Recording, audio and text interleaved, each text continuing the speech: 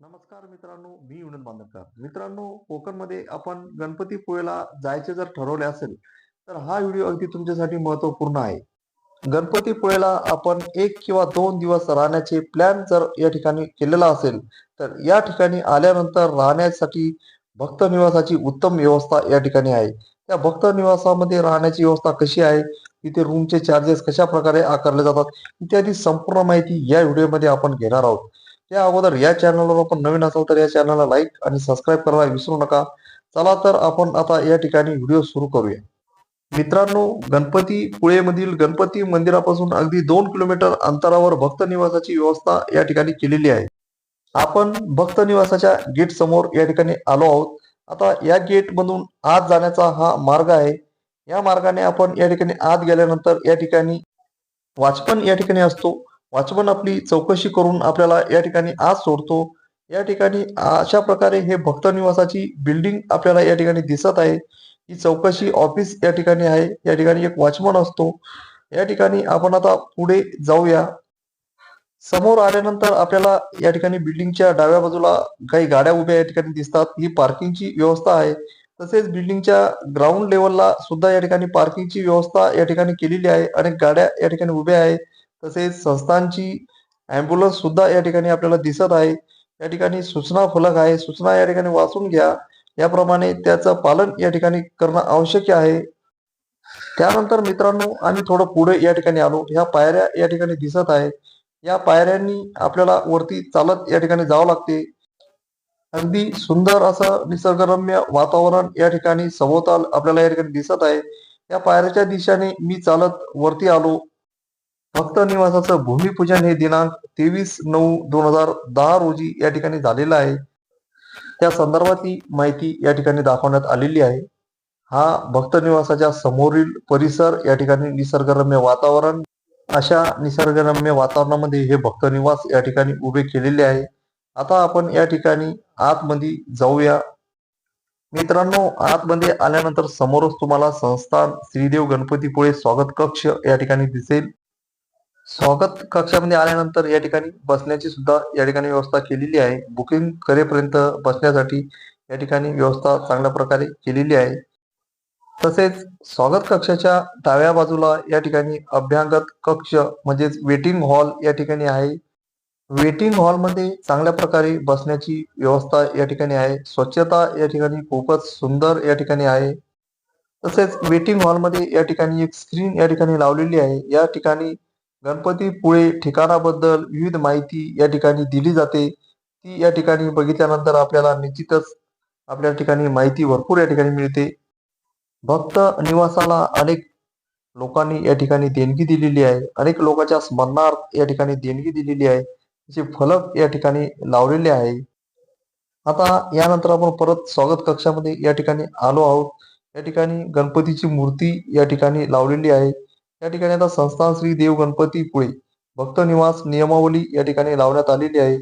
खोली घेण्याची वेळ सकाळी 11 ते खोली सोडण्याची वेळ सकाळी 9 पर्यंत या ठिकाणी राहील. म्हणजे मित्रांनो, या ठिकाणी सकाळी 11च्या नंतर आपण या ठिकाणी खोली घेऊ शकतो आणि खोली सोडण्याची वेळ सकाळी ही 9 वाजेपर्यंत राहील. म्हणजे सकाळी तुम्हाला 9 वाजता या ठिकाणी खोली सोडावी लागणार. त्यानंतर भक्त निवासीमध्ये जास्तीत जास्त 2 दिवस राहता येईल. म्हणजे 2 दिवसाच्या जास्त वर या ठिकाणी आपल्याला राहता येणार नाही. एकट्या व्यक्तीला खोली दिली जाणार नाही. म्हणजे एक व्यक्ती जर असेल तर त्यांच्यासाठी हॉल आहे. हॉलमध्ये या ठिकाणी तुम्ही ₹50 व्यक्तीप्रमाणे या ठिकाणी राहू शकता. त्यानंतर खोली ताब्यात घेण्यापूर्वी खोलीतील सामान बघून घ्यावे. खोलीतील सामानाची मोडतोड केल्यास, नादुरुस्त केल्यास त्या सामानाची पूर्ण रक्कम भरून द्यावी लागेल. भक्त निवासामध्ये कोणत्या प्रकारची रूम सर्व्हिस दिली जाणार नाही. भक्तांनी आपल्या मौल्यवान वस्तू आपल्या जबाबदारीवर ठेवाव्यात. उतारूचे वर्तन भक्त निवास परिसराला शोभेसे असणे आवश्यक आहे. गैरवर्तन आढळल्यास खोली तत्काळ सोडावी लागेल. खोलीत मद्यपान, मांसाहार करणे सक्त मनाई आहे. तसे केल्यास खोली तत्काळ सोडावी लागेल. खोलीमध्ये अथवा भक्तनिवास आवारात स्वयंपाक करू दिला जाणार नाही. भिंतीवर रेघोट्या ओढणे, नावे लिहिणे असे प्रकार करून भिंत खराब करू नये असे केल्याचे आढळल्यास नुकसान भरपाई द्यावी लागेल. याच ठिकाणी अशा प्रकारच्या सूचना या ठिकाणी दिलेल्या आहे. याचे तंतोतंत पालन या ठिकाणी भक्तांना या ठिकाणी करावे लागणार आहे. त्यानंतर मित्रांनो, भक्त निवासामधील रूमचे भाडे कशा प्रकारे आकारले जातात याचा फलक या ठिकाणी लावलेला आहे. तो फलक आपण या ठिकाणी बघूया. मित्रांनो, या फलकमध्ये खोली प्रकार, देणगी मूल्य आणि जादा व्यक्ती देणगी मूल्य असे 3 कॉलम या ठिकाणी आहे. त्यामध्ये खोली प्रकार यामध्ये डॉर्मेटरी म्हणजे एक हॉल असतो. सतरंजी प्रति व्यक्ती यामध्ये देणगी मूल्य ₹50 आहे. म्हणजे एका व्यक्तीमध्ये हॉलमध्ये जर झोपायचे असेल तर ₹50 चार्जेस या ठिकाणी घेतले जातात. डॉर्मेटरी बेड म्हणजे एक हॉल असतो, त्याच्यामध्ये बेड असतात आणि प्रति व्यक्तीसाठी ₹100 या ठिकाणी आकारले जातात. त्याच्यानंतर 2 बेड एकत्र नॉन एसी यामध्ये ₹350 आकारले जातात. त्यानंतर 2 बेड नॉन एसी ₹550 या ठिकाणी आकारले जातात आणि जादा जर व्यक्ती असले तर डबल या ठिकाणी ₹150 या ठिकाणी घेतले जातात. त्याच्यानंतर 2 बेड नॉन एसी बाल्कनी याच्यामध्ये बाल्कनीची व्यवस्था आहे. त्यामध्ये ₹700 या ठिकाणी आकारले जातात आणि जादा व्यक्तीसाठी ₹150 या ठिकाणी घेतले जातात. त्यानंतर 3 बेड नॉन एसी बाल्कनी ₹800, जादा व्यक्ती असल्यास ₹150 शिल्लक. त्याच्यानंतर 2 बेड एकत्र एसी ₹800, जादा व्यक्ती ₹200 शिल्लक. त्यानंतर 2 बेड एसी ₹950, जादा व्यक्ती ₹200. 2 बेड एसी बाल्कनी ₹1100, जादा व्यक्ती असल्यास ₹200. त्यानंतर 3 बेड एसी बाल्कनी या ठिकाणी ₹1200 आणि जास्त व्यक्ती असल्यास ₹200 या ठिकाणी आकारण्यात येतात. अशा प्रकारे मित्रांनो, रूमचे भाडे या ठिकाणी दाखवण्यात आलेले आहे. मोबाईल नंबर सुद्धा या ठिकाणी वरती दाखवण्यात आलेला आहे. तसेच मित्रांनो, तुम्ही या ठिकाणी ऑनलाईन सुद्धा या ठिकाणी बुकिंग करू शकता. या ठिकाणी साईट या ठिकाणी दिलेली आहे www.ganpatipule.co.in ही साईट या ठिकाणी दिलेली आहे. या साईटवर जाऊन तुम्ही लॉग इन या ठिकाणी सर्वप्रथम करावं लागते आणि सांगितलेल्या स्टेप्स या ठिकाणी फॉलो करावं लागतात. त्याप्रमाणे तुम्ही या ठिकाणी ऑनलाईन बुकिंग करावं लागते. ऑनलाईन बुकिंग करत असताना सर्व चार्जेस या ठिकाणी ऑलरेडी पे या ठिकाणी करावं लागतात. त्यानंतरच या ठिकाणी ऑनलाईन बुकिंग पूर्ण होते. त्यानंतर मित्रांनो, या ठिकाणी अल्पोपहार व भोजन विभाग याचा बोर्ड या ठिकाणी लावण्यात आलेला आहे. चहा ₹10, साखर नसलेला चहा ₹10, कॉफी ₹15, दूध ₹15, पाणी बॉटल ₹15, पोहे ₹35, उपमा ₹35, शिरा ₹40, साबुदाणा खिचडी ₹45 ठराविक दिवशी. चहा, कॉफी, दूध सकाळी 6:30 ते 10 वाजेपर्यंत, सायंकाळी 4 ते 7 वाजेपर्यंत या ठिकाणी मिळते. अल्पोपहार सकाळी 7:30 ते 10 वाजेपर्यंत या ठिकाणी मिळतो. भोजन ₹100 या ठिकाणी दाखवण्यात आलेले आहे. भोजन कुपन घेण्याची वेळ सकाळी 11:30 वाजेपर्यंत, रात्री 9 वाजेपर्यंत. भोजन वेळ दुपारी 12:30 ते 2 वाजेपर्यंत आणि सायंकाळी म्हणजे संध्याकाळी 7:30 ते रात्री 10 वाजेपर्यंत.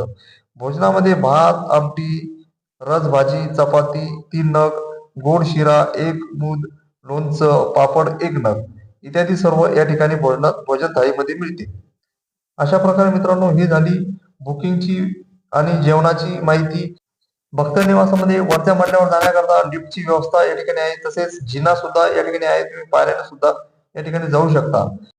भक्त निवासाच्या खोल्या या ठिकाणी दाखवण्यात आलेल्या आहे. हे दरवाजे आहे आणि मित्रांनो, स्वच्छता जर म्हणसाल तर 1 नंबरची स्वच्छता या भक्त निवासामध्ये आहे. संस्थान श्रीदेवी गणपतीपुळे विद्यमान पंच कमिटीची बॉडीची नावे या ठिकाणी दाखवण्यात आलेली आहे. सुस्वच्छ वातावरण, पुरेसा सूर्यप्रकाश, मोकळी हवा अशा निसर्गरम्य वातावरणामध्ये हे भक्त निवास या ठिकाणी उभे केलेले आहे.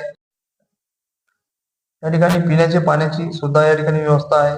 शुद्ध जल या ठिकाणी तुम्हाला पिण्यासाठी मिळेल. भक्त निवासामध्ये परत ही 2 नंबरची लिफ्ट आहे. त्यानंतर पुढे आपण आल्यानंतर या ठिकाणी अल्पोपहार म्हणजे भोजन कक्ष या ठिकाणी दाखवण्यात आलेला आहे. या ठिकाणी भोजन कक्षाची व्यवस्था सुद्धा या ठिकाणी केलेली आहे. त्याचे रेट आपण या ठिकाणी अगोदरच बघितलेले आहेत. मित्रांनो, अल्पोपहार व भोजन विभाग यामध्ये आपण या ठिकाणी आलेलो आहे. मोठा असा हॉल आहे. बसण्याची उत्तम अशी व्यवस्था या ठिकाणी आहे. सेल्फ सर्व्हिस या ठिकाणी आहे. म्हणजे स्वतः या ठिकाणी आपल्याला घ्यावं लागते. अल्पोपहार व भोजन व्यवस्था याची बोर्ड या ठिकाणी लावलेले आहे. जेवणामध्ये काय मिळते, कोणत्या किमती आहे याची सुरुवातीलाच आपण या ठिकाणी माहिती घेतलेली आहे. या ठिकाणी काउंटरवर आपल्याला या ठिकाणी तुम्ही ऑनलाईन सुद्धा पेमेंट या ठिकाणी करू शकता. त्यानंतर मित्रांनो, अशा प्रकारे खोल्या या ठिकाणी आहे. आता आपण या ठिकाणी दुसऱ्या मजल्यावर या ठिकाणी जात आहोत. थुंकू नये, स्वच्छता पाळावी असे बोर्ड या ठिकाणी ठिकठिकाणी लावण्यात आलेले आहे. या ठिकाणी आता एक मोठा हॉल आहे. कमीत कमी 150 ते 200 लोक या हॉलमध्ये एका टायमाला झोपू शकतात आणि प्रति व्यक्ती ₹50 चार्जेस यामध्ये असतात झोपण्यासाठी. खाली सतरंजी आणि अंगावर सुद्धा एक सतरंजी या ठिकाणी घेण्यासाठी मिळते. परत या ठिकाणी हॉलमधून बाहेर आल्यानंतर आपण तिसऱ्या मजल्यावर या ठिकाणी जात आहोत. या मजल्यावर सुद्धा या ठिकाणी स्वच्छता पाळा असे बोर्ड या ठिकाणी लावण्यात आलेले आहे. तिसऱ्या मजल्यावर आल्यावर सुद्धा या ठिकाणी एक मोठा हॉल आहे. यामध्ये सुद्धा 150 ते 200 लोक या ठिकाणी झोपू शकतात. शाळेचे विद्यार्थी जे ट्रिपला येतात त्यांच्यासाठी अगदी उत्तम व्यवस्था या ठिकाणी आहे. मित्रांनो, रूम्स मी तुम्हाला या ठिकाणी दाखवू शकत नाही कारण काही प्रायव्हसी या ठिकाणी असल्यामुळे रूम्स या ठिकाणी दाखवू शकत नाही. रूमचे रेट आपण या ठिकाणी बघितलेले आहेत त्याप्रमाणे रूम या ठिकाणी आहेत. ज्या स्पेशल रूम्स असतात त्याच्यामध्ये गरम पाण्याची अंघोळीची व्यवस्था हे रूम्समध्ये या ठिकाणी केलेली आहे. तसेच जे हॉल असतात त्यांच्यासाठी एक कॉमन बाथरूम आहे. त्या ठिकाणी त्यांना अंघोळीकरता गरम पाण्याची व्यवस्था या ठिकाणी आहे.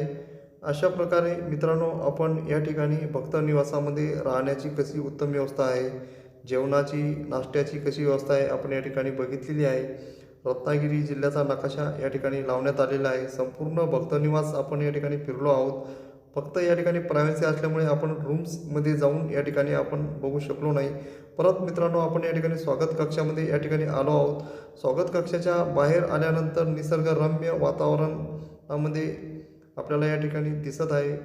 समोरच गार्डन या ठिकाणी छोटेखानी गार्डन या ठिकाणी आहे. अशा प्रकारे मित्रांनो आपण गणपतीपुळे येथील भक्त निवास बद्दल या ठिकाणी माहिती घेतली. नक्कीच तुम्ही या भक्त निवासाला भेट देणार अशी मी या ठिकाणी आशा करतो आणि मी माझा व्हिडिओ इथेच थांबवतो. नक्कीच तुम्हाला हा व्हिडिओ आवडला असेल. हा व्हिडिओ जर तुम्हाला आवडला असेल तर या चॅनलला तुम्ही लाईक आणि सबस्क्राईब करायला विसरू नका.